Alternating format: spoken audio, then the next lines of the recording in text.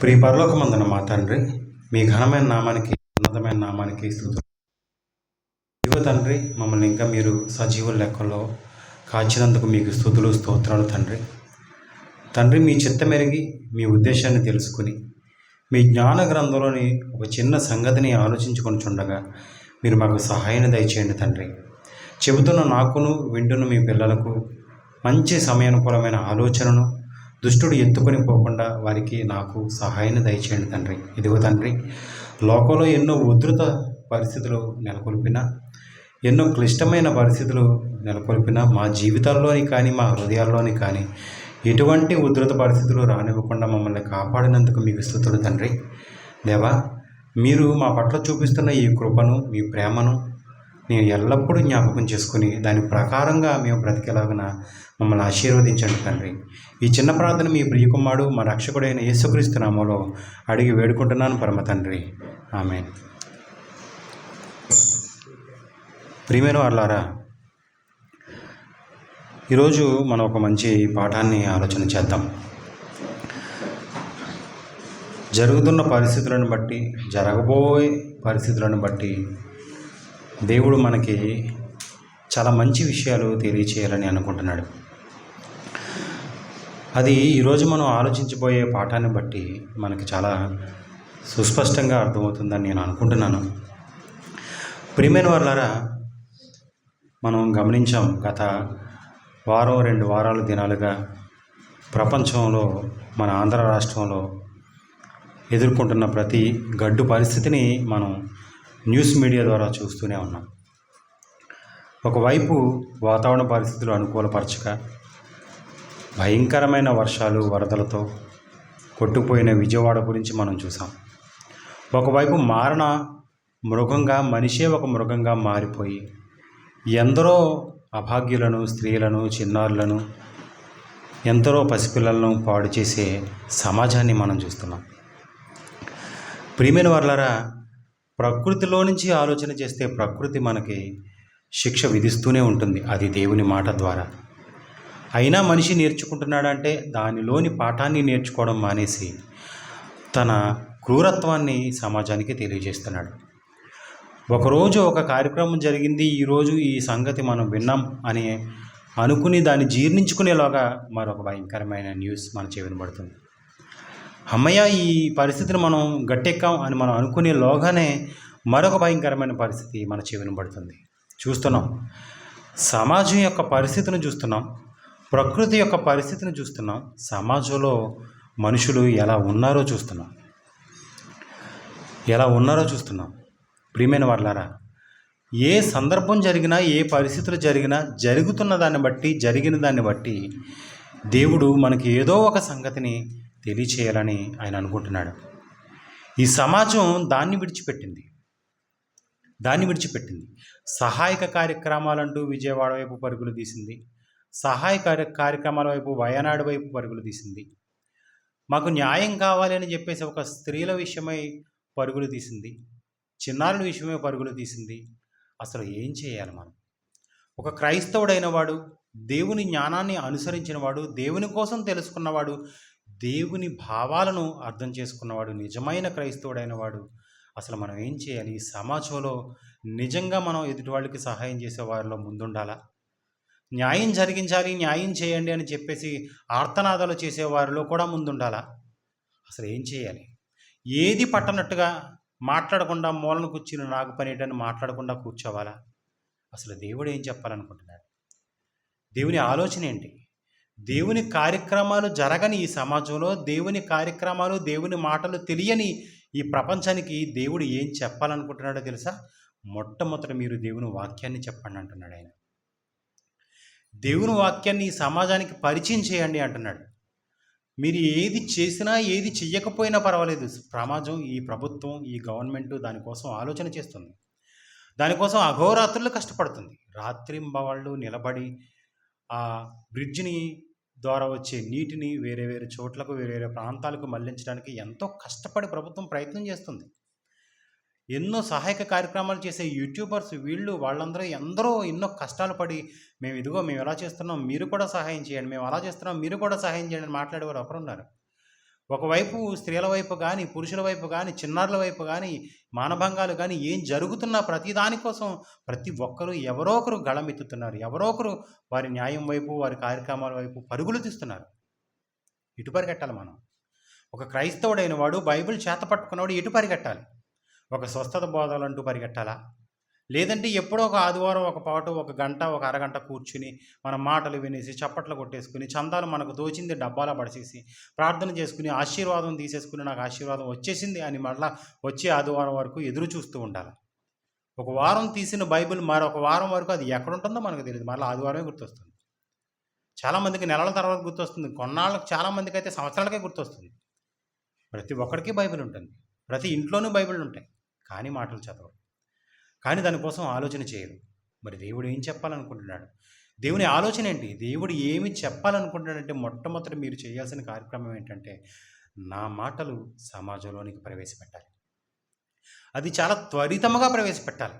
చాలా తొందరగా ఈ సమాజంలోనికి నా మాటలు ప్రకటింప చేయాలని దేవుడు ఎప్పుడో చెప్పాడు. చాలా సంవత్సరాల క్రితం. ఆయన అసలు ఈ సమాజంలోనికి మనుషులను ప్రవేశపెట్టడానికి కారణమే అది. దేవుని వాక్యాన్ని మీరు ప్రకటింప చేయాలి.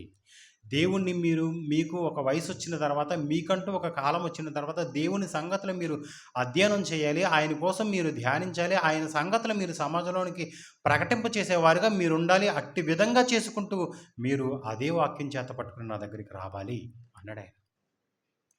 మరి సమాజం దీన్ని విడిచిపెట్టి ఎన్ని విషయాల వైపు పరుగులు తీస్తుందంటే, ఇదంతా సాతాను సమాజంలోనికి ప్రవేశపెట్టిన కుట్ర.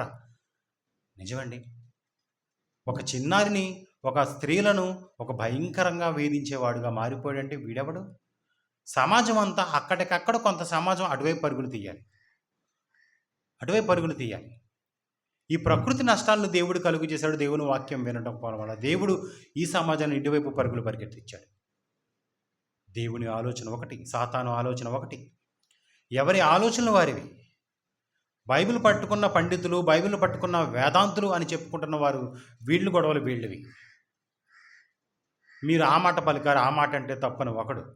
అది కాదు అని స్కాలర్స్ అందరం మొత్తం మూట కట్టుకుని కూర్చుని సమయాన్ని వృధా చేసుకుంటూ దేవుని వాక్యాన్ని సమాజానికి చెప్పాలనుకున్న మాటలు చెప్పకుండా ఏమీ చెప్పని పనికి మాలిన మాటలు మాట్లాడడానికి సిద్ధపడే క్రైస్తవ సమాజం ఒకటే. ఇవేమీ పట్టనట్టుగా మేము స్వస్థతలు, అరటిపళ్ళు ఇచ్చుకుంటాం, గుమ్మడికాయలు ఇచ్చుకుంటామని పరిగెట్టే క్రైస్తవం ఒకటి. వీటన్నిటికీ ఏ సంబంధం లేకుండా వారానికి ఒకసారి ఆదివారం వెళ్ళొచ్చేసే క్రైస్తవ్యం ఒకటి. ఏమీ తెలియకపోయినా సరే నెలకొకసారి వెళ్ళి రొట్టె ద్రాక్షరసం తీసుకుంటే సరిపోతుంది అనుకునే క్రైస్తవ్యం ఒకటి. ఉదయం లేవగానే 4 వాక్యాలు లేదంటే క్యాలెండర్లో ఉన్న ఒక వచనం చదువుకుని వెళ్ళిపోతే మన జీవితం సరిపోయింది అనుకునేవాడు ఒకడు.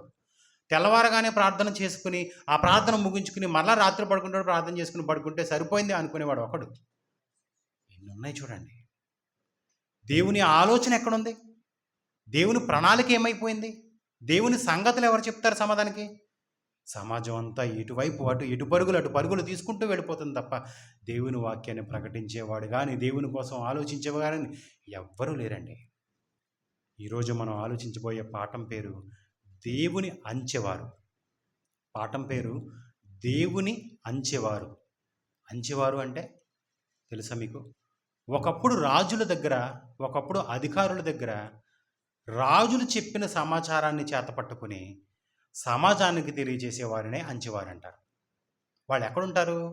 ఇంటికొకడు, గ్రామానికి ఒకడు, దేశానికి ఒకడు కాదు. ఎక్కడ రాజ్యాధికారం ఉంటుందో, ఎక్కడ రాజులు ఉంటాడో, ఎవరు ప్రభుత్వం కలిగిన వ్యక్తులు ఉంటారో, ప్రభుత్వపు వ్యక్తులుగా ఉన్నవారు, వారిలో ఉన్నవారు అంచెవారు. వీరికి ఒక సమాచారాన్ని వారి చేతికి అప్పగించి, నీవు పలానా గ్రామానికి, పలానా పట్టణానికి, పలానా నగరానికి, పలానా దేశానికి ఈ సమాచారాన్ని అందచేయి అని ఆ అంచెవారికి ఆ సమాచారాన్ని ఇస్తే, ఏ విధంగానైనా సరే ఆ సమాచారాన్ని ఆ దేశానికి అప్పచెప్పాలి. ఆయన బాధ్యత అది. వీరినే అంచెవారు అంటారు. దీనికోసం బైబిల్లో దేవుడు ఎన్నో సంగతులు రాయించాడు. ఎన్నో జ్ఞానయుక్త సంగతులు రాయించాడు. మనం చదివితే, దానికోసం అర్థం చేసుకోవాలన్న ఆలోచనలోకి మనం వెళ్ళగలిగితే దేవుడు మనకి ఎన్నో సంగతులు ఈరోజు చెప్పాలనుకుంటున్నాడు. ప్రియమైన వాళ్ళారా, అవును, దేవుని సంగతులను చెప్పేవారుగా, అంచెవారుగా ఉండాలని దేవుడు అనుకున్నాడు. ఆనాటి కాలానికి ఆ మనుషులందరూ, రాజ్యాధికారులందరూ, రాజులందరూ ఏమని కోరుకుంటున్నారంటే, ఏమని ఆలోచన చేస్తున్నారంటే, పలానా గ్రామానికి, పలానా పట్టణానికి, పలానా నగరుకి ఈ సమాచారాన్ని తెలియచేయి అని వాడుకునేవారుగా ఉండేవారు, అంచెవారు. ఇది రాజ్యాలకు సంబంధించి, రాజులకు సంబంధించి, రాజుల దగ్గర పనిచేసే సమాచారాన్ని తెలియచేయవలసిన వ్యక్తులుగా ఉన్నవారు. తెలుగులో బాగా స్పష్టంగా మాట్లాడగలిగితే, రాజుగారి దగ్గర నుంచి సమాచారాన్ని సేకరించుకుని, దాన్ని తీసుకుని, ఆయన ఏ సమాజానికి, ఏ వ్యక్తికి ఈ సమాచారాన్ని తెలియచేయమన్నారో ఆ సమాజానికి, ఆ సంఘానికి ఆ సంగతులు చెప్పి వారికిచ్చి రావటం ఆయన బాధ్యత. ఆయన బాధ్యత. ఇది ఒకప్పుడు రాజ్యాలలో రాజుల దగ్గర జరిగే ఒక పద్ధతి. ఈరోజు మనం చాలా చూసాం అన్నట్టు. ప్రభుత్వం దగ్గర నుంచి పోస్ట్ మ్యాన్లుగా మనం గవర్నమెంట్ నుంచి, మన దగ్గర నుంచి, ఒక వ్యక్తి నుంచి ఒక వ్యక్తికి సమాచారాన్ని గమనించడం అది ఇప్పుడు క్లోజ్ అయిపోయింది. ఇప్పుడు ఎక్కడి నుంచి ఎక్కడికి వచ్చేసింది? మన చేతిలో మొబైల్ ఉంది. ఇదంతా ఈనాడు అప్డేట్ అవ్వి, ఈనాడు అభివృద్ధిలోనికి వచ్చి మనం సంపాదించుకున్న విషయం. ఎక్కడో విజయవాడలో వరదలు మనం ఇక్కడ గొంచాలలో చూడగలుగుతున్నాం. ఎక్కడో వయనాడులో జరిగిన ఉధృతం ఇక్కడ గొంచాల గ్రామంలో మన ఇంట్లో, మన బెడ్ మీద కూర్చుని చూడగలుగుతున్నాం. దాని గురించి సమాచారం వినగలుగుతున్నాం. అయ్యో అని బాధపడగలుగుతున్నాం. ఎక్కడో ఏదో ప్రమాదం స్త్రీలకు, ఎక్కడో ఏదో ప్రమాదం చిన్నారులకు, ఎక్కడో ఒక ప్రమాదం, దొంగతనం ఒక వ్యక్తులకు జరిగింది. అది మన సెల్ ఫోన్లకి చాలా వేగంగా అందజేయగలుగుతుంది. ఈ గొంచెల గ్రామంలో ఒక చిన్న కుమారుడు, ఒక చిన్న కుర్రాడు మాట్లాడిన మాట ఇంచుమించు ఎన్ని ఊర్లు తిరిగింది? ఆంధ్రదేశాలంతా తిరిగిందండి. అది కూడా ఎక్కడి నుంచి బయలుదేరిందేనా? అది కూడా అప్డేట్ వెర్షన్, అది కూడా అభివృద్ధిలోనికి వెళ్ళిపోయింది. అంటే సమాజంలోనికి సమాచారం అనేది ఎంత వేగంగా వెళ్ళిపోతుంది, ఎంత వేగంగా వెళ్ళాలనేది దేవుని ప్రణాళిక. ఆనాడు రాజులు, ఆనాడు అధికారులు వాళ్ళందరూ ఏమనేవారంటే, వీళ్ళందరినీ అంచెవారు అనేవాడు. ఈ అంచెవారు చేయవలసిన విషయం ఏంటంటే, సమాచారాన్ని సమాజానికి తెలియచేయాలి. అదే అంచెవారుగా దేవుడు ఏమనుకున్నాడో తెలుసా? నాకు కూడా అంచెవారు ఉండాలి. ఈ అంచెవారు నా సమాజానాన్ని, నా వాక్యాన్ని, నా సమాచారాన్ని నా ప్రజలకు తెలియచేయాలి అనుకున్నాడు ఆయన. అది ఎంత వేగంగా తెలియచేయాలంటే, ఎంత త్వరితముగా ప్రపంచానికి పరుగులు తీయాలంటే అంత వేగంగా పరిగెట్టాలనుకున్నాడు. చాలా కొద్ది నిమిషాల పాటుగా, కొద్ది రోజుల పాటుగా ఎక్కడ న్యూస్ ఎక్కడెక్కడికి వెళ్ళిపోతుంది చూడండి. ఇప్పుడు సెల్ ఫోన్ ఓపెన్ చేసామంటే ఇప్పటికిప్పుడు ఏం జరిగిందో కొన్ని నిమిషాలలో మనం దాన్ని చూసేయగలం. కొన్ని సెకండ్లలో కొన్ని వేల, వందల మందికి, లక్షల మందికి ఆ వీడియో వెళ్ళిపోతుంది, ఆ సమాచారం వెళ్ళిపోతుంది. ఆ సమాచారాన్ని చాలా తొందరగా, చాలా త్వరితముగా సమాజానికి మనం తెలియజేయగలుగుతున్నాం. అవును కదండి? అవును. మరి దేవుడు ఏమనుకున్నాడు?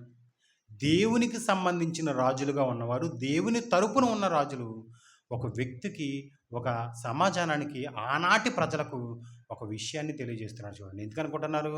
దేవుని సంబంధించిన కార్యక్రమాలు నిలుపుదల చేయబడ్డాయి ఒకనొక దినంకి వచ్చేసరికి. అది హిజ్కియా గారు రాజుగా ఉన్న కాలానికి.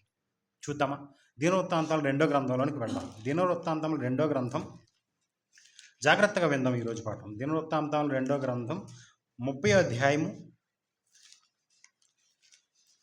దినవృత్తాంతముల 2వ గ్రంథం 30వ అధ్యాయము 6వ వచనం నుంచి చూద్దాం. దినవృత్తాంతముల 2వ గ్రంథం 30వ అధ్యాయము 6వ వచనం నుంచి. ఈ పైన జరిగిన సందర్భాన్ని నేను మీకు ఒకసారి చెప్తాను, ఈలోగా మీరు తీసుకోండి సందర్భం. హిజ్కియా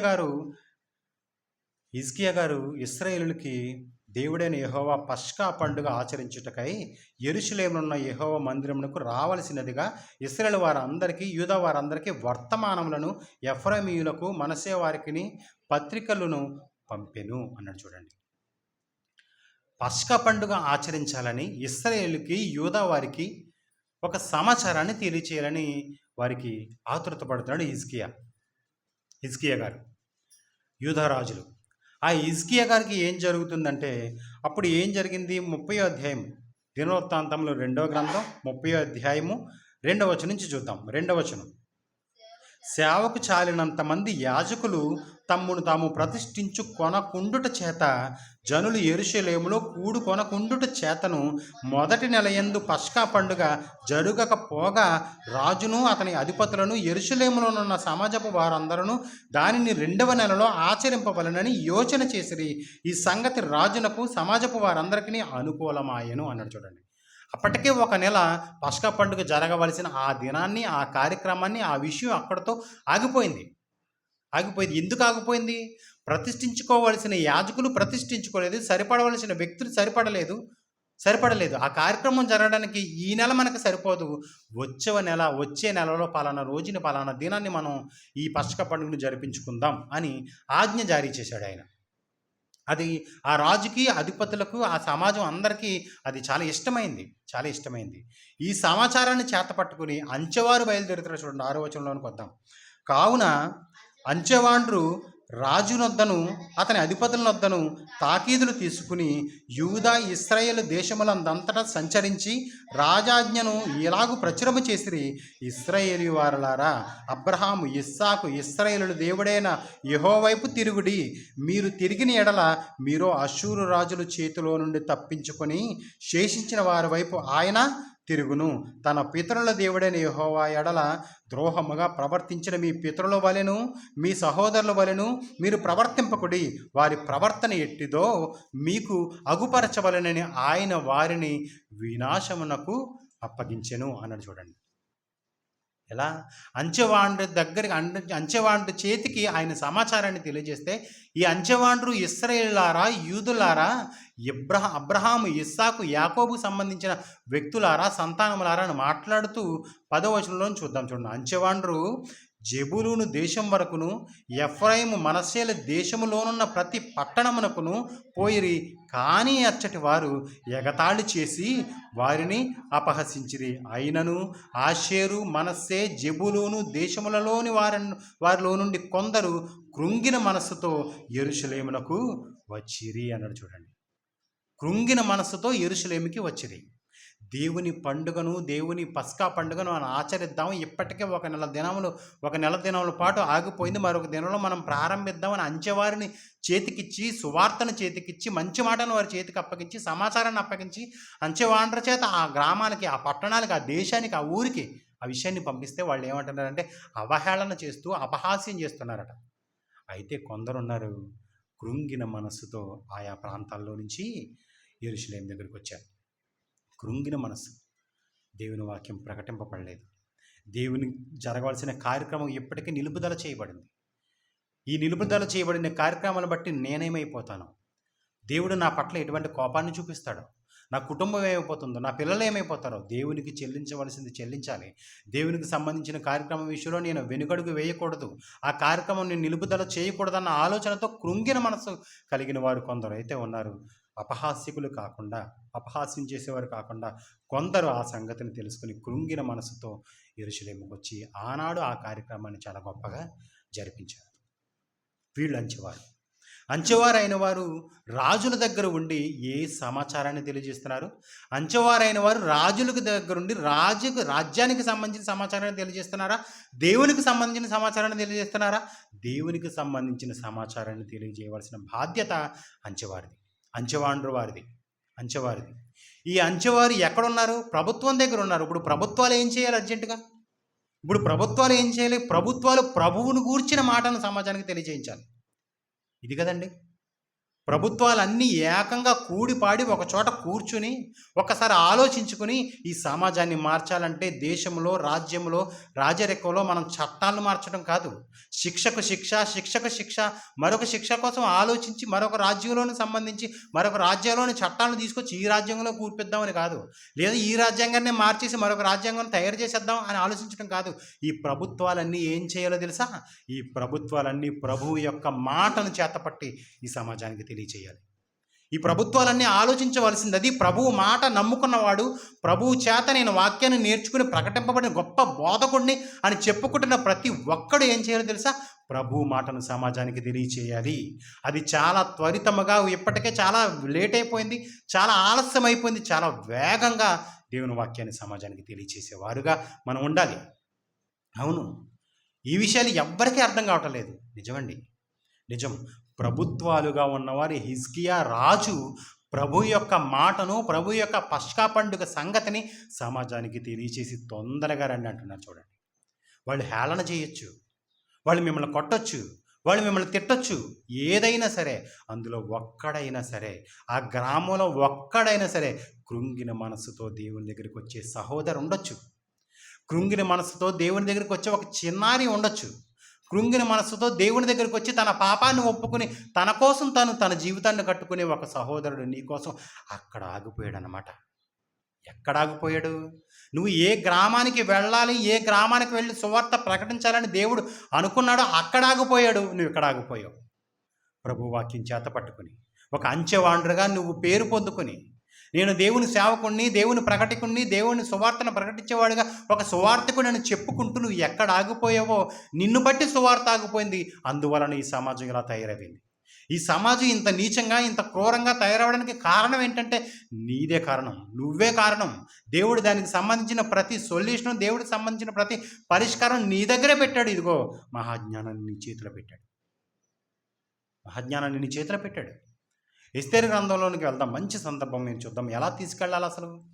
ఎస్తేరు గ్రంథంలోనికి తీసుకెళ్దాం. ఎస్తేరు గ్రంథం 3వ అధ్యాయం సందర్భం మీకు తెలిసిన సందర్భాలే. ఎస్తేరు గ్రంథం 3వ అధ్యాయము 13వ వచనం చూద్దాం.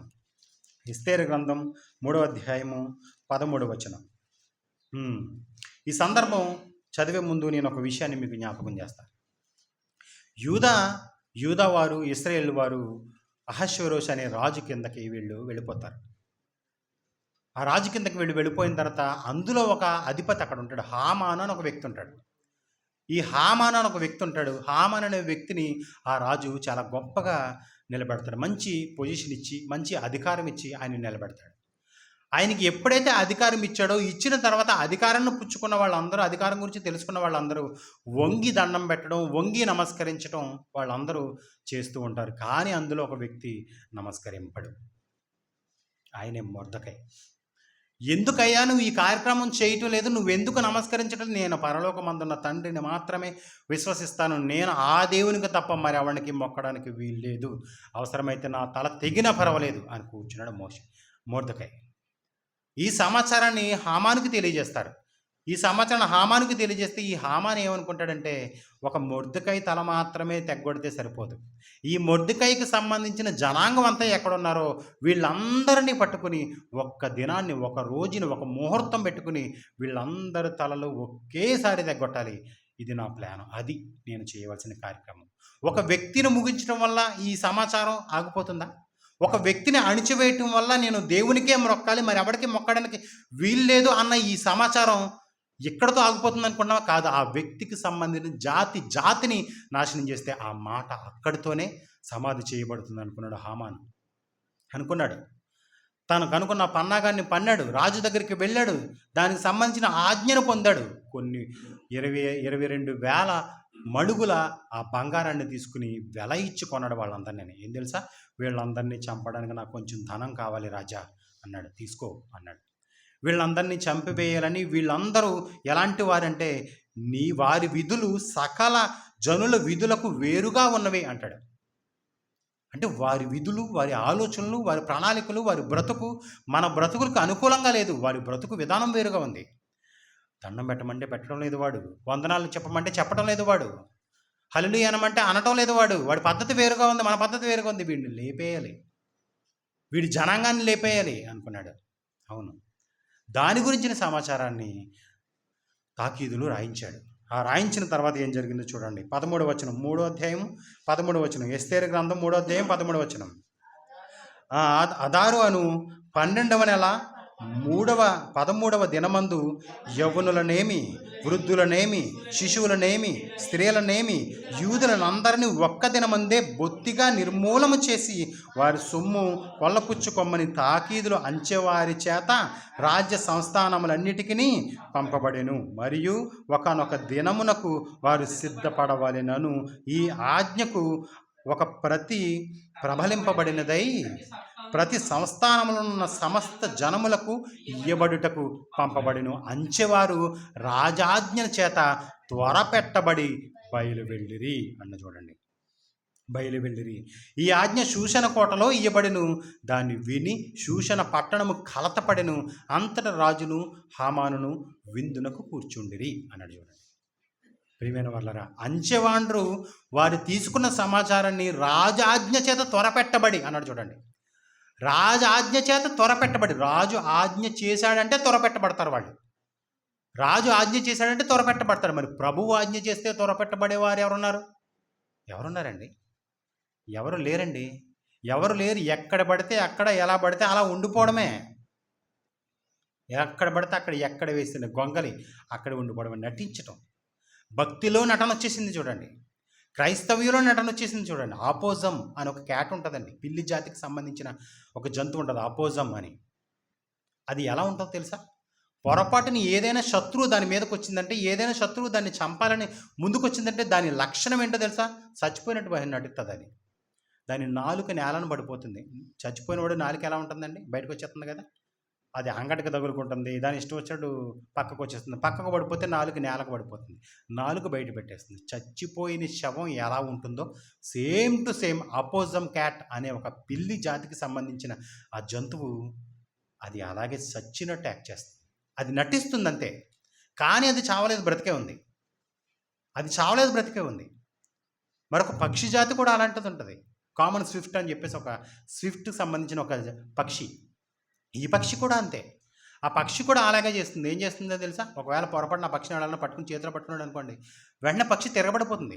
రివర్స్లో తిరగబడిపోయి నేను చచ్చిపోయాను అన్నట్టుగా కాళ్ళు చేతులు తేలేసేసి, తలకాయ తేలేసేసి చచ్చిపోతుంది. నటిస్తుంది, అది నిజానికి చావలేదు. దాని పక్కన పెట్టామా ఎగిరిపోతుంది అంతే. ఈ పిల్లి జాతికి సంబంధించి దాని పక్కకు మనం ఇలా పక్క జరగం పారిపోతుంది అంతే. ఎందుకనుకుంటున్నారు? నటిస్తుంది అది. ఈరోజు క్రైస్తవ్యం, ఈరోజు క్రైస్తవులు నటిస్తున్నారంతే. విశ్వాసాన్ని చేతపట్టుకుని, బైబిల్ చేతపట్టుకుని, దేవుని వాక్యాన్ని ప్రకటిస్తామని సమాజానికి ఒట్టేసుకుని, దేవుని ముందు మనం ఒప్పుకుని ఏం చేస్తుంటే నటిస్తున్నాం అంతే. ఎప్పుడు చూసినా నటనే, ఎప్పుడు చూసినా. మరి నిజమేది? నిజంలోనికి వచ్చేవాడు ఎవరన్నా? ఎవరు లేరు. ఇదిగో ఈ అంచెవారు త్వర పెట్టబడి ఆ సువార్తను, ఆ మాటను ప్రకటించడానికి సిద్ధపడిపోయారు, వెళ్ళిపోయారు ఇక వాళ్ళు. ఇది దేని గురించిన మాట? దేవునికి సంబంధించిన పిల్లలు, దేవునికి సంబంధించిన ఒక వ్యక్తిని బట్టి సమాజం అంతా ఉరిలోనికి వచ్చింది చూడండి. అది ఎంత వేగంగా వెళ్ళిపోయింది చూడండి. వాడి ప్రణాళికలు వాడివి. ఎలాగైనా సరే ఈ మొర్దెకైని మనం చంపేయాలి. ఎలాగైనా సరే ఈ మొర్దెకైకి సంబంధించిన జనాంగాన్ని చంపేయాలి అని వాడి ప్రణాళిక. పరలోకమందున్న తండ్రి ఆ జనాంగంలో ఉంటున్న వ్యక్తిని రాజు పక్కనే చేర్చాడన్న సంగతి ఆ హామానికి తెలియదు. రాజు పక్కనే ఉంది. ఎందుకని? ఒక రాణి స్థానాన్ని తీసుకొచ్చి, ఒక రాణి స్థానాన్ని ఆమె చేతికిచ్చి, ఇదిగో నీవు ఎస్తేరు రాణి, నువ్వు రాజు పక్కన ఒక రాణిగా నీ జీవితాన్ని కొనసాగించాను పంపించిన తర్వాత, అప్పుడు మొర్దెకై ఈ విషయం విన్న తర్వాత మొర్దెకై వెంటనే గోనెపట్టలు కట్టుకుని వేడ్చి బాధపడుతూ ఆ శోధనతో ఆ రాణి దగ్గరికి వెళ్ళి నిలబడతాడు. అప్పుడు ఆమె ఏమంటుందంటే, నువ్వు గోనెపట్టు ఎందుకు ఎంచుకున్నావు తండ్రి? ఇదిగో మంచి వస్త్రం నేను నీకు ఇస్తున్నాను, దీన్ని వేసుకో అని మొర్దెకైకి ఇస్తే, మొర్దెకై ఆ వస్త్రాన్ని విసిరి పడేస్తాడు. నాకు ఈ వస్త్రమే కావాలి. ఇప్పుడు దేవుని పట్ల, దేవుని క్షేమాన్ని నేను అంగీకరించలేనప్పుడు, దేవుని వాక్యాన్ని బ్రతికి దానికోసం బ్రతుకుతున్నప్పుడు, ఆ సమాజంలో నాకు క్షేమం లేనప్పుడు నేనేం చేయాలి చెప్పు? నేను ఇలాంటి గోనెపట్టను ధరించుకుని బూడిద నా నెత్తి మీద చల్లుకుని నీ ముందు నిలబడకపోతే మంచి రాజవస్త్రాన్ని ధరించుకుని నా ముందు నిలబడమంటావా అని అడుగుతున్నాడు మొర్దెకై. అవును, అప్పుడు ఆ స్త్రీ అడుగుతుంది. అప్పుడు ఎస్తేరు అదే సంగతిని అడుగుతుంది చూడండి. 4వ అధ్యాయంలో ఒక మంచి విషయాన్ని మాట్లాడుతున్నారు చూడండి. మొర్దెకై గారు ఎస్తేరుతో ఏమని మాట్లాడుతున్నారు? 4వ అధ్యాయము 12వ వచనం చూద్దాం. 4వ అధ్యాయము 12వ వచనం. వారి ఎస్తేరు యొక్క మాటలు మొర్దెకైకి తెలుపగా, మొర్దెకై ఎస్తేరుతో ఇట్లు ప్రత్యుత్తరమిచ్చి, రాజునగరులో ఉన్నంత మాత్రము చేత యూదులందరికంటే నీవు తప్పించుకొందువని నీ మనస్సులో తలంచుకొనవద్దు అన్నాడు చూడండి. అసలు నువ్వు రాజు సంస్థానంలో ఉన్నావని, రాజు దగ్గర ఉన్నావని, రాజు పక్కలో ఉన్నావని, రాజు పడక మీదనే ఉన్నావని, ఈ ఆజ్ఞ జారీ చేయబడిన తర్వాత నువ్వు ఒక్కదానివే తప్పించుకుంటావు అనుకుంటున్నావేమో తల్లి. అలా అనుకోవద్దు. తలంచుకొనవద్దు. నీవు ఈ సమయమందు ఏమీ మాట్లాడక మౌనముగానున్న ఎడల యూదులకు సహాయము గాని నీవును విడుదలయు మరి ఒక దిక్కు నుంచి వచ్చును అన్నాడు. చూసారా? నీవు ఒకవేళ మౌనంగా ఉంటే, ఒకవేళ దేవుని అంచెవారుగా నీవు ఉండి, అంచెవారుగా మంచి సువార్తను చేత పట్టుకుని ఈ వాక్యం ప్రకటించకుండా మౌనవారుగా నీవు ఉంటే, నిన్ను తప్పించి దేవుడు మరొక వ్యక్తిని ముందుకు తీసుకొస్తాడు.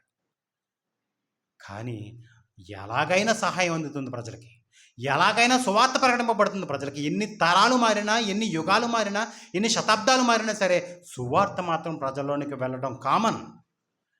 కానీ ఆ సువార్త చేత పట్టుకుని వెళ్ళిన వాడికి మంచి జరుగుతుంది. సువార్త చేత పట్టుకుని నటించిన వాడికి చెడు జరుగుతుంది. అది చాలా పొరపాటు. అది చాలా పొరపాటు. అది చూడండి. తలంచుకొనవద్దు, నీవు ఈ సమయమందు ఏమియు మాట్లాడక మౌనముగానున్న ఎడల యూదులకు సహాయమును విడుదలయు మరి యొక్క దిక్కు నుండి వచ్చును. కానీ నీవును నీ తండ్రి ఇంటి వారును నశించుదురు. నీవు ఈ సమయమును బట్టియే రాజ్యమునకు వచ్చితివేమో ఆలోచించుకొనమని చెప్పుమని అన్నాడు. చూడండి, మంచి వార్నింగ్ ఇచ్చాడనమాట. నువ్వు రాజనగర్లో ఉన్నానని ఒకవేళ గర్విస్తున్నావేమో పొరపాటు. నువ్వు రాజనగర్లో ఉన్నా సరే నువ్వు మాట్లాడకుండా ఈ సమయంలో నువ్వు మౌనంగా ఉండటం వల్ల జరిగే అనార్థం జరగకపోదు అని నువ్వు అనుకుంటున్నావేమో. ఒకవేళ నేను క్షేమంగా ఉన్నాను అనుకుంటున్నావేమో. ఒకవేళ నువ్వు మౌనంగా ఉంటే వాడికి అందాల్సిన సహాయం ఎలాగైనా అందుతుంది. ఈ సమాజానికి నువ్వు గొంతెత్తి నాకు న్యాయం కావాలి, సమాజానికి గొంతెత్తి నాకు సహాయం కావాలి నువ్వు అడగాల్సిన అవసరం లేదు. నువ్వు చేస్తే చెయ్యి, నువ్వు చేయకపోతే ఆ సహాయం ఎలా అందాలో ఎలా అందించాలో దేవునికి తెలుసు. నువ్వు వాక్యం ప్రకటిస్తే ప్రకటించు, ఆ దేవుని కోసం బ్రతికితే బ్రతుకు. ఒకవేళ బ్రతకకపోతే ఎలా ప్రకటించాలో ఆయనకు తెలుసు, ఎలా ప్రకటింప చేయాలో ఆయనకు తెలుసు. ఈ సువార్తను సర్వలోకానికి ఎలా తీసుకువెళ్లాలో ఆయనకు తెలుసు. ఆయన నిన్ను మించినవాడు, ఆయన నీ బ్రతుకుకు మించినవాడు, నీ జ్ఞానానికి మించినవాడు, నీ తెలివికి మించినవాడు. మట్టి ముద్ద మనం. మట్టి ముద్దలో నుంచి వచ్చిన ఈ మట్టి మనసులో నుంచి వచ్చిన ఈ ఆలోచన దేవుని ఆలోచనకు అతీతంగా ఉండగలదా? ఉండలేదు. నిజం. ఆ సహాయం ఎలాగన్నా అందుతుంది. నువ్వు జాగ్రత్తగా ఉండాలన్నాడు. ఆ మాట విన్న తర్వాత ఎస్తేరు ఏది ఏమైనా సరే, నా ప్రాణాలు పోయినా సరే నేను రాజుకి ఎదురుగా నిలబడతా అంటున్నాడు. రాజుకి ఎదురుగా నిలబడతాను. ఎందుకో తెలుసా? రాజుకి ఎదురుగా నిలబడి రాజు బంగారు దండం నా వైపు చూపించి నీవు మాట్లాడు అని మాట్లాడని చెబితేనే మాట్లాడాలి. నేను అలా మాట్లాడని చెప్పకుండా, నేను రాజు ముందు నిలబడి మాట్లాడవద్దని చెప్పకుండా నేను మాట్లాడితే నా ప్రాణం పోతుంది అని మొర్దెకైతో చెబుతుంది. మొర్దెకై ఏమంటున్నాడు తెలుసా? అసలు ఈ సందర్భం రావటం కోసమే నువ్వు అక్కడ కూర్చున్నావు తెలుసా? అసలు ఈరోజు యూదుల సమాజంలో కానీ యూదులందరూ నాశనం వైపు వెళుతున్నారంటే ఈ నాశనానికి వెళ్లకుండా వాళ్ళందరినీ కాపాడడం కోసమే నువ్వు అక్కడ రాజ్యనగరంలో కూర్చున్నావు. ఆ సంగతిని మర్చిపోయి నువ్వు మౌనంగా ఉన్నావు అనుకో, దేవుడు మరొక దిక్కు నుంచి సహాయాన్ని అందిస్తాడు. నిన్నును నీ తండ్రి ఇంటి వారు నాశనం అయిపోతారు, జాగ్రత్త అంటున్నాడు. అవును, జాగ్రత్త, నాశనం అయిపోతారు. అప్పుడు ఆమె ఏం చెప్పిందంటే, నేను ఎలాగైనా సరే ఈ సమాచారాన్ని తెలియచేస్తాను రాజుకి. అప్పుడు రాజు దగ్గరికి వెళ్ళి, తెలివిగా రాజు దగ్గరికి వెళ్ళి ఆమె ఏం చేస్తుందంటే రాజు ముందు నిలబడింది. అప్పుడు రాజు ముందు నిలబడితే రాజు ఏమంటాడంటే, ఏం కావాలి ఎస్తేరు అని అడిగితే, ఒక్కసారి నాతో విందుకు రండి, నీవు నీ పక్కన ఉన్న హామాను రండి అని అడుగుతాడు. వస్తారు. మొదటిసారి భోజనం దగ్గరికి వస్తారు. భోజనం దగ్గర కూడా రాజు అదే అడుగుతాడు, ఏం కావాలి? నీ మనసులో ఏదో కోరిక ఉంది, నీ మనసులో ఏదో ఉద్దేశం ఉంది, నీ కోరిక ఏంటో చెప్పు అని అడిగితే మరలా ఏమంటుంది తెలుసా? అప్పటికప్పుడే చెప్పడం కాదు, మరొక్కసారి మీరు మరలా భోజనానికి రండి. మరొక్కసారి, ఈసారి వచ్చారు కదా, రెండోసారి కూడా మీరు నాకు భోజనానికి రండి అని మరలా అడుగుతుంది. మరలా రెండోసారి కూడా ఆయన అవకాశాన్ని ఇస్తాడు. రెండోసారి అడుగుతాడు. ఈ రెండోసారి అడిగిన తర్వాత అప్పుడు వాళ్ళు అక్కడికి వస్తారు. ఈ రెండోసారి అడిగే ముందు ఏం జరుగుతుంది? ఈ కార్యక్రమం జరగమంతా ఈ విందుకు మొదటిసారి విందు జరిగిపోయింది. రెండోసారి విందు జరిగే ముందు కూడా ఏం జరుగుతుందంటే, హామాను ఆ మొర్దెకైని ఎలాగైనా ఊరుకొయ్య మీద మనం చంపేయాలని చెప్పేసి తెలివిగా ఏమైనా ఆలోచన చేశాడంటే, ఆయన ఒక 50 అడుగుల కొయ్య నిలబెట్టి ఈ హామాను మనం ఉరేసేయడానికి ఆయనే ఒక కొయ్యను తయారు చేసుకున్నాడు. ఉరి కొయ్య అంటారు దాన్ని. ఆయన ఒక ఉరికొయ్యను సిద్ధపరచుకుని రాజు దగ్గరికి వచ్చి రాజు ఆజ్ఞ కోసం ఎదురు చూడడానికి వచ్చాడు. ఈసారి రాజు దగ్గరికి వచ్చాడు. అది 6వ అధ్యాయం 7వ అధ్యాయంలో ఈ సంగతులు ఉంటాయి. తర్వాత చదువుకోండి మీరు తీరిగ్గా. 6వ అధ్యాయం 7వ అధ్యాయంకి వచ్చేసరికి ఈ సంగతులు ఉంటాయి. ఏంటో తెలుసా? ఒకనొక రాత్రి రాజు పడుకోవడానికి ప్రయత్నం చేస్తాడు. ఎంత పడుకున్నా సరే నిద్ర పట్టదు. 6వ అధ్యాయం ప్రారంభంలో ఉంటుంది అన్నమాట. నిద్రపోవడానికి ఎంతో ప్రయత్నం చేస్తుంటాడు, కానీ రాజు నిద్ర పట్టడు. ఎందుకు నిద్ర పట్టదు రాజుకి ఎందుకు నిద్ర పట్టదండి?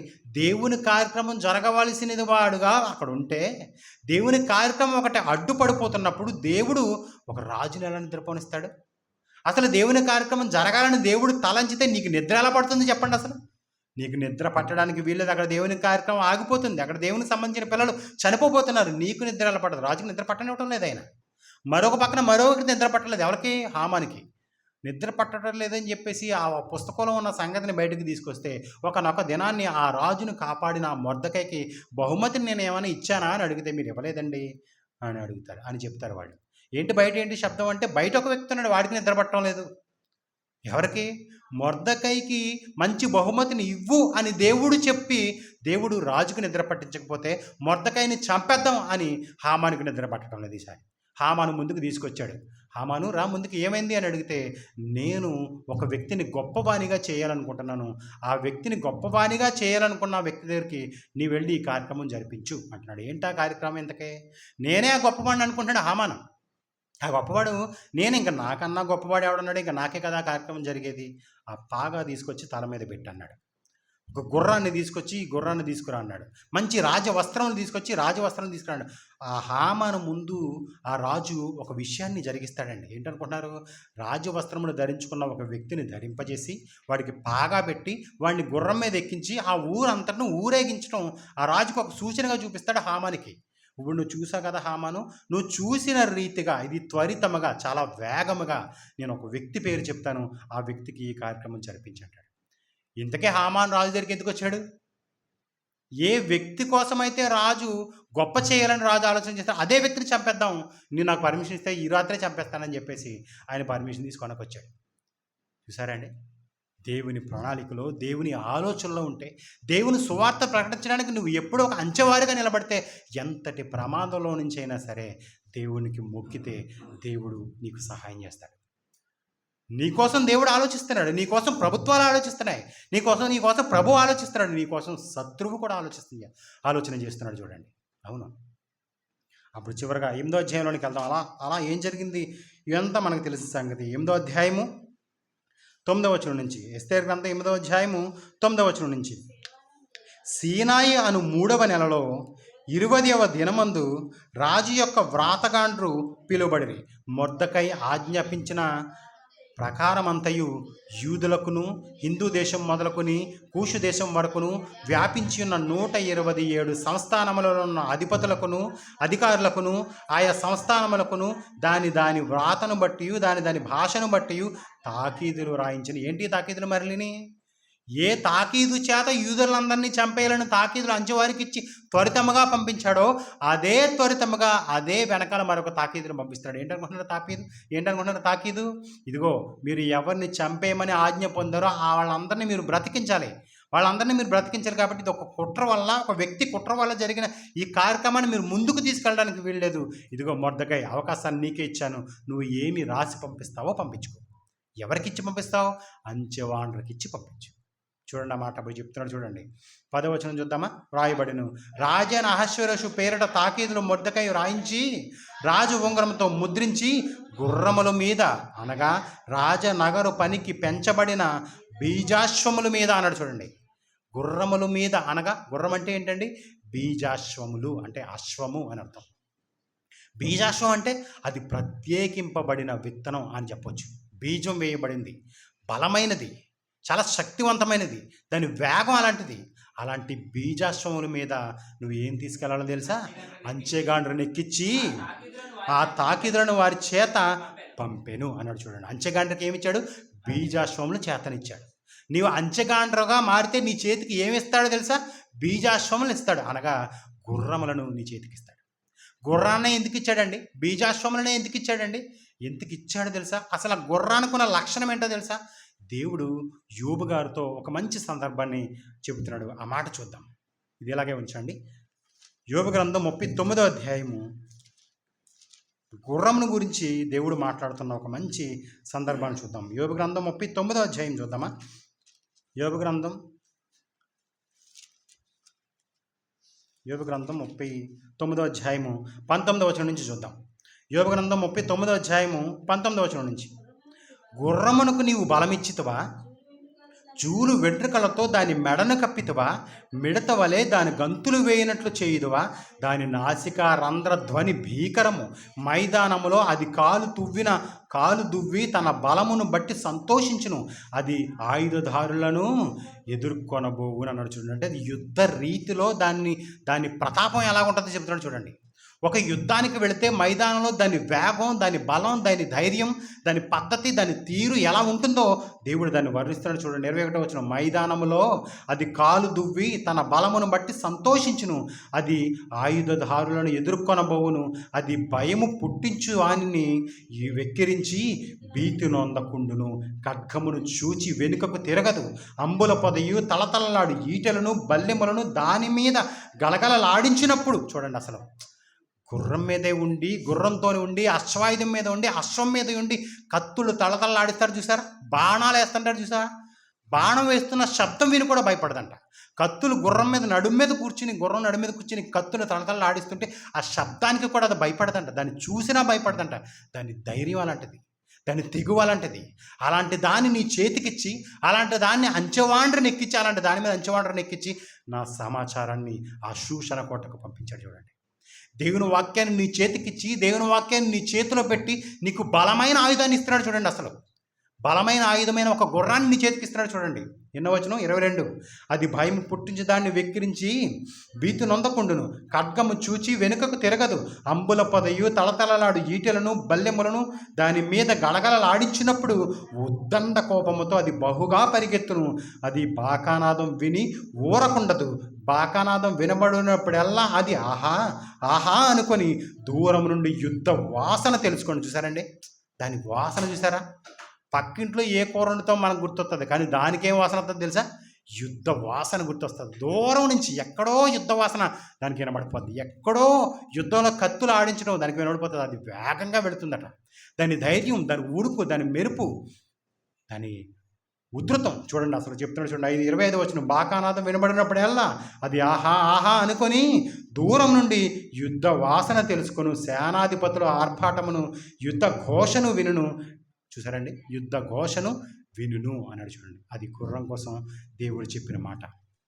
యోబు గారితో దేవుడు చెప్తున్న సంగతి, ఈ గుర్రం కోసం కానీ, దీని వేగం కోసం కానీ, దీని బలం కోసం కానీ, దీని ధైర్యం కోసం కానీ నీకు ఏదైనా తెలుసా?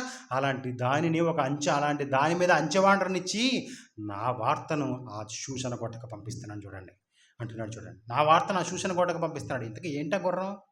ఏంటనుకున్నారండి గుర్రం? సరైన గుర్రాన్ని ఒక నీ చేతికిచ్చి ఈ బళ్ళు, కార్లు, ఈ ఫ్లైట్లు, ఈ బస్సులు, ఈ ట్రైన్లు ఇవన్నీ పక్కన పెట్టండి, దేవుడు మిమ్మల్ని వెళ్ళి గుర్రాలను కొనుక్కోమంటాడు అనుకుంటున్నారా? దేవుడు చెప్పాలనుకున్న గుర్రం, దేవుడు ఇవ్వాలనుకున్న గుర్రం ఏంటో తెలుసా? జకర్యా గ్రంథంలో మాట చూద్దామా?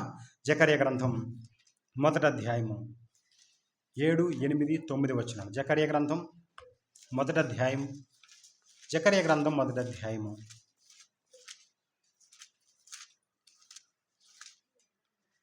జకర్యా గ్రంథం 1వ అధ్యాయము 7వ వచనం, 1వ అధ్యాయం 7వ వచనం. మరియు దర్యావేషు ఏలుబడి యందు 2వ సంవత్సరము శబాటు అను 11వ నెల 24వ దినమున యెహోవాకు ప్రవక్తయు ఇద్దోకు పుట్టిన జకర్యా కుమారుడైన జకర్యాకు ప్రత్యక్షమై బెరక్యా కుమారుడైన జకర్యాకు ప్రత్యక్షమై ఇలాగ సెలవిచ్చెను, రాత్రి ఎర్రని గుర్రమునెక్కిన మనుష్యుడొకడు నాకు కనబడెను. అతడు లోయలోనున్న గొంజి చెట్లలో నిలబడి ఉండగా అతని వెనుక ఎర్రని గుర్రము, చుక్కలు గల గుర్రములను, తెల్లని గుర్రములను కనబడెను. అప్పుడు నా ఏలినవాడా, ఇవి ఏమని నేను అడగగా, నాతో మాట్లాడు దూత, ఇవి ఏమైనది నీకు తెలియజేతున్నా నేను. అప్పుడు గొంజి చెట్లలో నిలబడి ఉన్నవాడు, ఇవి లోకమంతటా తిరుగులాడుటకు యెహోవా పంపించిన గుర్రములు అన్నాడు చూడండి. ఇది ఎవరనుకుంటున్నారు? ఈ గుర్రం నీకు కనిపించిన ఈ గుర్రం ఏంటనుకుంటున్నావు? అసలు ఎర్రని గుర్రం, నల్ల గుర్రం, తెల్ల గుర్రం, తలతల్లాడుతున్న గుర్రం ఏంటనుకుంటున్నారు? దేవుని గుర్రం, లోకమంతటా సంచరించు దేవుని గుర్రములు అని చెప్పాను చూడండి. దేవుడు ఆకాశంలో నుంచి, దేవుడు పరలోకం నుంచి గుర్రాలను పంపించాడా? ప్రియమైన వాళ్ళారా, ఆ దర్శనంతో దేవుడు ఏం చెప్తాడంటే, ఆ సమాజాన్ని అంతటినీ ఈ గుర్రముల చేత దేవుడి సమాచారాన్ని తెలియచేయాలనుకుంటున్నాడు. ఆయన సమాచారాన్ని ఆయన గుర్రాలకు ఇచ్చి, ఆ గుర్రాల మీద అంచెవాండ్రను ఎక్కించి, అంచెవాండ్రగా ఉన్న నిన్ను దాని మీదకి ఎక్కించి, చేతనైతే ఈ సువార్తను సర్వలోకానికి ప్రకటించండి, ఈ లోకంలో ఏ కీడు జరిగినా నన్ను అడగండి అంటున్నాడు ఆయన. అవును, మరొక మాట చూద్దామా? హబక్కూకు గ్రంథం 3వ అధ్యాయము 8వ వచనం. ఇది వెనక్కి చూడండి. హబక్కూకు గ్రంథం 2 పేజీలు వెనక్కి తిప్పండి. హబక్కూకు గ్రంథం 3వ అధ్యాయము 8వ వచనం. హబక్కూకు గ్రంథం 3వ అధ్యాయము 8వ వచనం. యెహోవా నదుల మీద నీకు కోపం కలిగినందున, నదుల మీద నీకు ఉగ్రత కలిగినందున, సముద్రం మీద నీకు ఉగ్రత కలిగినందున నీ గుర్రములు కట్టుకొని రక్షణార్థమైన రథముల మీద ఎక్కి వచ్చుచున్నావు అన్నాడు. చూడండి, నీ గుర్రములు కట్టుకొని రక్షణార్థమైన రథముల మీద నువ్వు వచ్చుచున్నావు. దేవునికి సంబంధించిన గుర్రములు, అది ఆత్మీయ సంబంధమైన గుర్రము. అవును, దేవునికి సంబంధించిన వాక్యము, దేవునికి సంబంధించిన పని, దేవునికి సంబంధించిన వేగవంతము, దేవునికి సంబంధించిన ప్రతి సహాయం నీకు ఒక గుర్రంగా సహాయం చేస్తుంది. నిన్ను ఎక్కడి నుంచి ఎక్కడికి తీసుకువెళ్ళాలన్నా దాని సంగతే దేవుడు దానికి ఆజ్ఞాపించాడు. ఆయన రక్షణార్థమైన రథములను తీసుకుని బయలుదేరుతున్నాడు నీ దగ్గరికే. రక్షణార్థమైన సంగతి చూడండి. ఇప్పుడు ఎస్తేరు గ్రంథం 8వ అధ్యాయంలోనికి వెళదాం. మరలా ఎస్తేరు గ్రంథం 8వ అధ్యాయము ఏం జరిగిందో మరలా ఎస్తేరు గ్రంథం 8వ అధ్యాయము 14వ వచనం. ఎస్తేరు గ్రంథం 8వ అధ్యాయము, ఎస్తేరు గ్రంథం 8వ అధ్యాయము 14వ వచనం. రాజ నగరు పనికి పెంచబడిన బీజాశ్వముల మీద నెక్కిన అంచెగాండ్రు రాజు మాటల వలన ప్రేరేపింపబడి అతి వేగముగా బయలుదేరి ఆ తాకీదు శూషణ కోటలో ఇయ్యబడిను అన్నాడు. చూడండి, అతి వేగముగా బయలుదేరారు. అసలు ఇక త్వర పెట్టబడి అని ఎంత చెడు సమాచారాన్ని తెలియజేయడానికి ఎంత త్వరగా వెళ్ళారో అంతకన్నా వేగంగా పరిగెట్టారు వీళ్ళు. చూడండి, అతి వేగంగా పరిగెట్టి ఆ తాకీదులు చేత పట్టుకుని అంచెవాండ్రు బీజాశ్వముల మీద బయలుదేరిపోయారు. అసలు ఎందుకనుకుంటున్నారు? ఆ సమాజానికి, ఆ సమయానికి ఆ మాటను తెలియచేయకపోతే ఎంత నష్టం వాటిల్లబోతుందో తెలుసా? భవిష్యత్తులో నా కుమారుడైన క్రీస్తు రావాలప్పుడు, నా కుమారుడైన క్రీస్తు రావటానికి ఒకవేళ నువ్వు లేటు చేసావా, అంచువారు ఆ వాక్యాన్ని చేత పట్టుకుని, ఆ మాటను చేత పట్టుకుని వెళ్దాంలే అని సగం దూరం బయలుదేరిపోయి పడుకుని తిందాంలే అని ఎక్కడైనా ఆగిపోయారు అనుకోండి, అప్పుడు ఆ మాట ఎదుటి శూషణ కోటకి చేరుతుందా? ఆ మాట ఆ గ్రామానికి, ఆ పట్టణానికి, ఆ సహోదరుడికి, ఆ సహోదరికి, ఆ చిన్నారికి, ఆ మామకు, ఆ తాతకు, మా ముత్తాతకు, ఈ సంవత్సరానికి మరొక తరానికి ఈ వార్త అందుతుందా? అందటం లేదు. ఎందుకు అందటం లేదు? నువ్వు బద్దకించావు కాబట్టి. నువ్వు బద్దకించావు కాబట్టి దేవుని వాక్యాన్ని చేత పట్టుకుని బీజాశ్వముల మీదకి ఎక్కి, ఆ బీజాశ్వముల మీద బీజాశ్వంతో నువ్వు పరిగెత్తుకుని వెళ్ళి ఈ సమాచారాన్ని సమాజానికి తెలియచేయకుండా నువ్వేం చేసావో తెలుసా? బద్దకించావు. కాబట్టి నీతో పాటు నీ గుర్రాన్ని, నీ వాక్యాన్ని, నీ చేతనున్న సమాచారాన్ని ఒక పక్కన కూర్చోబెట్టావు. కాబట్టి ఈ సమాజం ఎలా ఉంది ఈరోజు? ఈ ప్రకృతి విలయ తాండవం చేస్తుంది నీ మీద ఈరోజు. అందుకే ఈ సమాజం నాశనం వైపు పరుగులు తీస్తుంది. ఈ సమాజం ఇంత భయంకరమైన క్రూరత్వపు క్రియలు చేస్తుందంటే దానికి కారణం ఒక క్రైస్తవుడా? నీవే. నీవు చేసిన పొరపాటు, నీవు చేసిన బద్ధకం, నీ వలన నువ్వు దేవుని ఆజ్ఞను నిలుపు చేయడం వలన. అవును, దేవుని ఆజ్ఞను నువ్వు నిలుపు చేసావు. ఆ కార్యక్రమం నువ్వు ఉన్నతంగా తీసుకెళ్ళలేకపోయావు. అవునండి, దేవుని వాక్యం త్వరితముగా వెళ్ళాలి. చూద్దామా? కీర్తన గ్రంథం 147వ అధ్యాయం. కీర్తన గ్రంథం 147వ అధ్యాయం 147వ అధ్యాయం 15వ వచనం. కీర్తన గ్రంథం 147వ అధ్యాయము 17వ వచనం ముగించుకుందాం. కీర్తన గ్రంథం 147వ అధ్యాయం 15వ వచనం. భూమికి ఆజ్ఞ ఇచ్చేవాడు ఆయనే, ఆయన వాక్యం బహు వేగముగా పరిగెత్తున్నాడు. చూడండి, ఎక్కడ పరిగెత్తిందండి? ఆయన వాక్యం బహు వేగముగా పరిగెత్తాలి. ఎక్కడ పరిగెత్తిందండి? గొంచాల్లో ఈ గ్రామం దాటి ఇల్లు దాటి వెళ్ళిందా? మనమే మన వాక్యాన్ని మరో గ్రామంలోని తీసుకెళ్ళిపోతున్నాం. ప్రపంచవ్యాప్తంగా ఎలా పరిగెత్తాలండి? ఇక ఆయన పరిగెత్తాలంటాడు, కనీసం నడవటం లేదు కూడా. ఇది ఆయన ఇంకా ఎక్కడో బీజాశ్వం మీదకి ఎక్కి బయలుదేరిపోండి, వేగంగా పరిగెట్టిపోండి అన్నాడు ఆయన. వెళ్ళిపోండి. ఆయన నమ్మిన వారు నిజంగా ఆ రోజు అలా పరిగెత్తారండి. ఆ తర్వాత వచ్చిన వారు ఎందరో, అపొస్తలులు ఎందరో. యేసుక్రీస్తు తన చాలా తక్కువ కాలంలో 3.5 సంవత్సరాల కాలంలో తన సువార్తను ముగించి లోకానికి రక్షణ అందించడం. దాని అర్థం ఏంటనుకుంటున్నారు? అసలు ఎంత వేగంగా ఈ లోకంలోనికి రక్షణ రావాలన్నది దేవుని ప్రణాళిక. అంతే వేగంగా ఈ లోకానికి రక్షణ ఇచ్చేయాలి. ఆ తర్వాత ఎంత వేగంగా సర్వలోకానికి వెళ్ళి సర్వ సృష్టికి సువార్త ప్రకటించడని చెప్పిన ఆ దేవుని మాట సర్వలోకానికి వెళ్ళిపోయి పరుగులెట్టేశారు. 12 మంది శిష్యులు ప్రపంచానికి సువార్త ప్రకటించారంటే 30 మంది, 40 మంది ఉన్నాం, మనం 20 మంది ఉన్నాం, 25 మంది ఉన్నాం. కనీసం గ్రామాన్ని కూడా కాపాడలేకపోతే, గ్రామానికి కూడా మనం వాక్యాన్ని చెప్పకపోతే దేవుడు మనల్ని ఏం నమ్మి దేవుడు మనల్ని రక్షించాలి చెప్పండి? ఏమి నమ్మి దేవుడు మనల్ని రక్షించాలి, మన రక్షణలోకి తీసుకెళ్ళాలి చెప్పండి? అయినా సరే దేవునికి మనం అంటే ప్రేమ, అయినా సరే దేవునికి మనం అంటే మక్కువ, చాలా ఇష్టం, మనం అంటే వాత్సల్యం. ఆయనకి మన పట్ల ఎంతో వాత్సల్యత చూపిస్తున్నాడు ఆయన. అవును ప్రియమైన వాళ్ళారా, అలా ఉండకండి, అలా ఉండొద్దు. ఎందుకంటే భవిష్యత్తులో ప్రతి ఒక్కరిని వేగంగా నా వాక్యాన్ని తీసుకుని బయలుదేరమన్నాడు. అంటే ఇప్పుడు ఏం చేయాలండి? సరిగ్గా సరైన గుర్రాన్ని కొనుక్కొని తెచ్చుకోవాలనుకుంటున్నారా? సరైన గుర్రాన్ని కొనుక్కుని తెచ్చుకుని సరైన గుర్రాన్ని చేత పట్టుకుని ఒక రథసారథిగా మనం పరుగులు తీసుకుని వెళ్ళిపోవాలనుకుంటున్నారా? చాలా పొరపాటు. మరి దేవుడు నీకు గుర్రాన్ని ఇస్తాడా, లేదంటే ఒక మంచి బైక్ను, మంచి కారుని, మంచి ట్రైన్ని, ఫ్లైట్ని ఇస్తాడనుకుంటున్నారా? మళ్ళీ అది పొరపాటు. తండ్రి, నేను అమెరికాకు సువార్త చెప్పాలనుకుంటున్నాను, నాకు ఫ్లైట్ ఇచ్చేయి అని అడగకూడదు. దేవుడు నీకు ఆల్రెడీ ఇచ్చాడు ఒక గుర్రాన్ని, తెలుసా? దేవుడు నీకు ఇచ్చిన ఒక వేగవంతమైన గుర్రాన్ని, దేవుడు నీకు ఇచ్చిన ఒక వేగవంతమైన వాహనం నువ్వు గ్రహింపక నీ ఇష్టానుసారంగా నీ కాలాన్ని నువ్వు ముగించుకుంటున్నావు, తెలుసా? నీ కాలాన్ని నువ్వు ముగించుకుంటున్నావు. చూద్దామా? ప్రకటన గ్రంథం 6వ అధ్యాయంలోనికి వెళదాం. ప్రకటన గ్రంథం 6వ అధ్యాయము, ప్రకటన గ్రంథం 6వ అధ్యాయము 9వ వచనం. ప్రకటన గ్రంథం 6వ అధ్యాయము, ప్రకటన గ్రంథం 6వ అధ్యాయము, ప్రకటన గ్రంథం 6వ అధ్యాయము 9వ వచనం. ఆయన 5వ ముద్రను విప్పినప్పుడు దేవుని వాక్యము నిమిత్తము తాము ఇచ్చిన సాక్ష్యము నిమిత్తమును వధింపబడిన వారి ఆత్మలను బలిపీఠం కింద చూచి తిని. ఇది ఒక పెద్ద దర్శనం చూడండి. యోహాను గారు పరలోకంలో జరుగుతున్న ఒక గొప్ప దర్శనాన్ని ఆయన చూస్తున్నాడు. ఏంటనుకుంటున్నారు? దేవుని వాక్యము నిమిత్తము, దేవుని సాక్ష్యము నిమిత్తము వారి ప్రాణాలు పోగొట్టుకున్న వారు బలిపీఠం కింద కనబడుతున్నారంట. ఎవరాళ్ళు? అంచెవాళ్ళు. వాళ్ళే అంచెవాళ్ళు.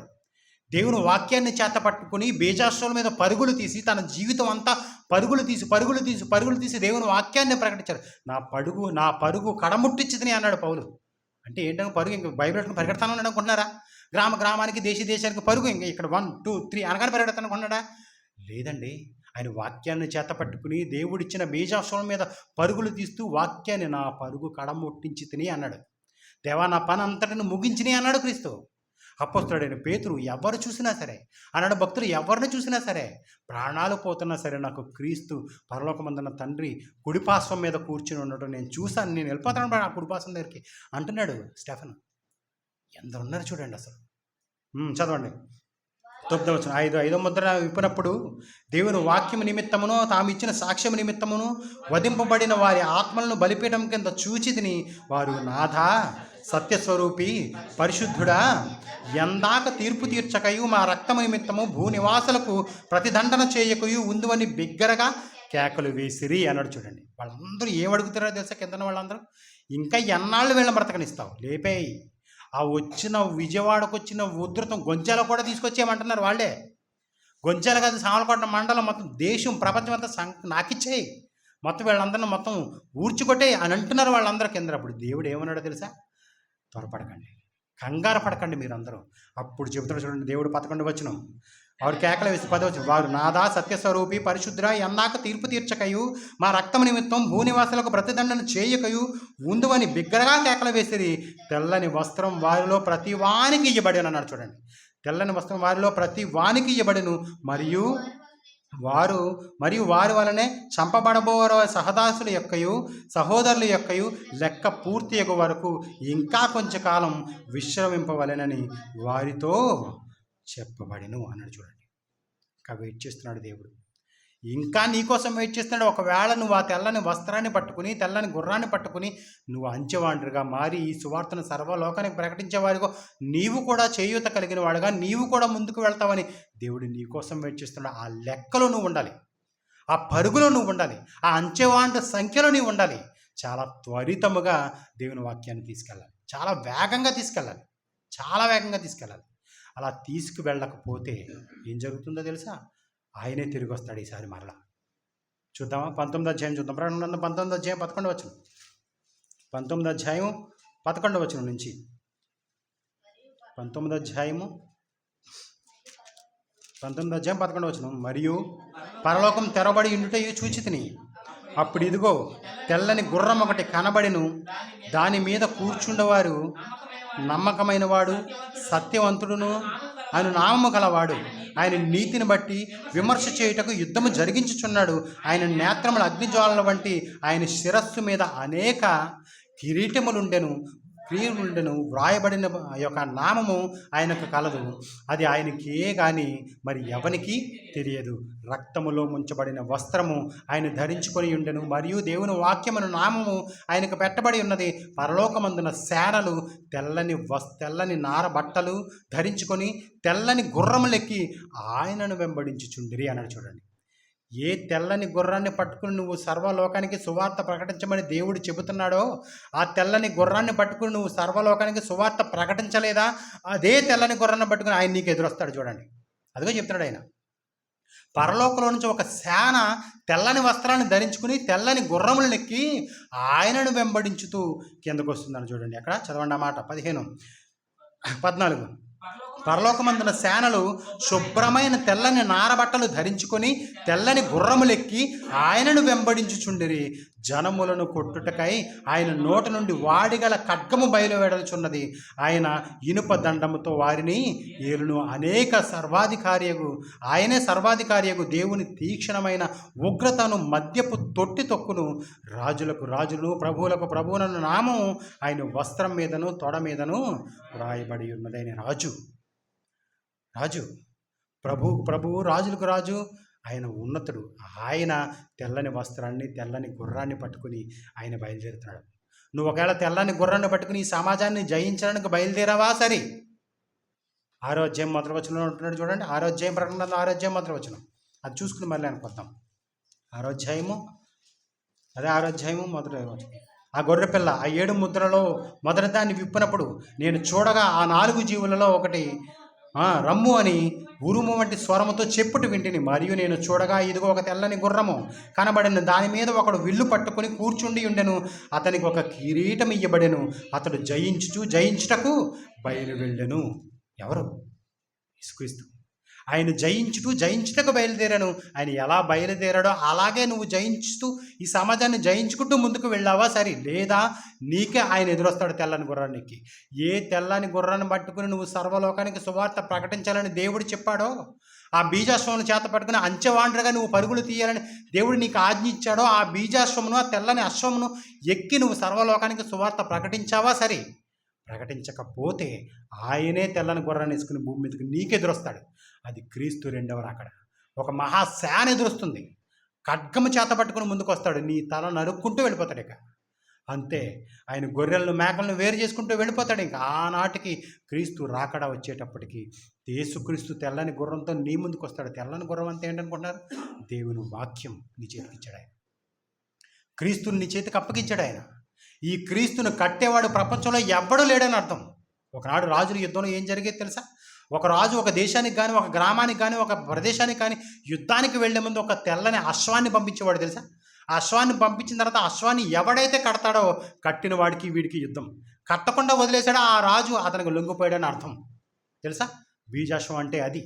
తెల్లని అశ్వం అంటే అది. తెల్లని అశ్వాన్ని ఒక గ్రామానికి ఒక దేశానికి విడిచిపెడితే ఈ అశ్వాన్ని ఎవడైతే కట్టాడో వాడితో యుద్ధం. కట్టలేదా వాడు వీడికి లొంగిపోయినట్టే. అలా లొంగిపోయిన వారు ఎందరో ఉన్నారు. దాన్ని ఎవడ కట్టడానికి సిద్ధపడ్డాడో కట్టబడిన వాడితో యుద్ధం చేయాలి. ఒక అంచెవాండ్రు నువ్వు. బీజాశ్వల మీద అంచెవాండ్రుగా నువ్వు నీ పరుగులు తీస్తూ దేవుని వాక్యాన్ని ప్రకటించాలి. అలా ప్రకటించలేదా అదే తెల్లని గుర్రంతో ఆయన నీకు ఎదురొస్తాడు. నీ జీవితం అక్కడితో ముగింపబడుతుంది. జాగ్రత్త. సోమరిగా ఉండకండి, నటించకండి. దేవుని వాక్యాన్ని సమాజానికి చాలా త్వరితముగా ప్రకటించేవారిగా మనం ఉండాలి. ఇప్పుడు కూడా సమాజం ఎన్ని అడుగులు తీస్తుందో, ఎన్ని పరుగులు తీస్తుందో, సమాజం వైపు ఎన్ని ఆలోచనలు ఉన్నాయో చూడండి. దేవుని ఆలోచన ఎవరికున్నదో చూడండి. వీరే అంచెవారండి. దేవుని అంచెవారుగా మీరుండి దేవుని క్రియలను దేవుని పనిని తగిన సమయంలో అందజేసేవారుగా మీరు ఉంటారని ఆశిస్తూ ఈ మాటలు ఇంతటితో ముగిస్తున్నాను. కళ్ళు మూసుకో. ప్రియ పరలోకమందున్న మా తండ్రి, మీ ఘనమైన నామానికి స్తుతులు చెల్లిస్తున్నాను తండ్రి. దేవా, మంచి వాక్యాన్ని, మంచి సంగతులను, మంచి విషయాల్ని మీరు మాకు తెలియజేశారు తండ్రి. మీరు తెలియజేసినందుకై, మేము నేర్చుకున్నందుకై మీకు స్తుతులు తండ్రి. మేము నేర్చుకున్న ప్రతి సంగతిని మా జీవితాల్లో భద్రపరుచుకుని దాని ప్రకారం మేము ఒక అంచెవారుగా, ఒక అశ్వ మేఘాలుగా మేము పరుగులు తీస్తూ మీరు మాకు ఎదురొచ్చే లోగానే మేమే మీ చెంతలో పడిపోయి మీ ఒడిలో పడిపోయే వారిగా మేము ఉండాలని ఆశిస్తున్నాం తండ్రి. ఈ సర్వలోకానికి సువార్త ప్రకటించే వారి జాబితాలో ఎన్ని అడ్డంకులు వచ్చినా సరే దీన్ని నిలదొక్కుంటూ మీ అశ్వం మీద పరుగులు తీస్తూ మీ వాక్యాన్ని చేతపట్టుకుని, మీ ఖడ్గాన్ని చేతపట్టుకుని, 2 అంచెల ఖడ్గమైన ఈ బైబిల్ని చేతపట్టుకుని ఈ సమాజానికి మేలు చేసుకుంటూ వెళ్ళేవారుగా మేము ఉండాలని ఆశిస్తున్నాం తండ్రి. ఈ సమాజంలో ఎన్నో దుష్ట క్రియలు, ఎన్నో దుర్మార్గ క్రియలు జరుగుతున్నా సరే మీరు మమ్మల్ని మా పట్ల, మా కుటుంబం పట్ల మీరు చూపిస్తున్న ప్రేమ అద్భుతం తండ్రి. నాయన, మీరు ఎప్పుడు మా పట్ల ఇలాంటి కృపను చూపించండి. మీ పట్ల ఈ భక్తిని చూపించి మీరు ఇచ్చిన ఈ వాక్యాన్ని చాలా త్వరితముగా, వేగముగా మా జీవితాన్ని ప్రకటిస్తూ మా జీవితాన్ని ముగించుకునేవారుగా మేము ఉండాలని ఆశిస్తున్నాను తండ్రి. ఎవరికి ఏ అక్కర్లు ఉన్నాయో ప్రతి ఒక్కరి అక్కరను మీరు జ్ఞాపకం చేసుకోండి. ఎవరికి ఏ ఇబ్బందులు ఉన్నాయో ప్రతి ఇబ్బందిని మీరు ఒక్కసారి జ్ఞాపకం చేసుకోండి తండ్రి. తండ్రి, వారు మీకు తెలియచేస్తూ ఉంటారు. వారి పక్షాన నేను కూడా మాట్లాడుతున్నాను తండ్రి. ప్రతి ఒక్కరి అవసరాన్ని తెలుసుకుని ప్రతి ఒక్కరి ఇక్కట్లను మీరు తీర్చి మీ వాక్యంలో ఉన్నతంగా బ్రతికే భాగ్యాన్ని వీరందరికీ దయచేయండి తండ్రి. మరి ముఖ్యంగా నాకు, నా సహోదరులకు, మా సహోదరుల ద్వారా నేర్చుకుంటున్న వాక్యాన్ని ఎంత చక్కగా నేర్పిస్తున్న మా సహోదరుడు మణికుమార్ గారికి కూడా మంచి ఆరోగ్యాన్ని దయచేయండి తండ్రి. ఈ చిన్న ప్రార్థన మీ ప్రియకుమారుడు మా రక్షకుడైన యేసుక్రీస్తు నామములో అడిగి వేడుకుంటున్నాను పరమ తండ్రి. ఆమేన్. Thank you.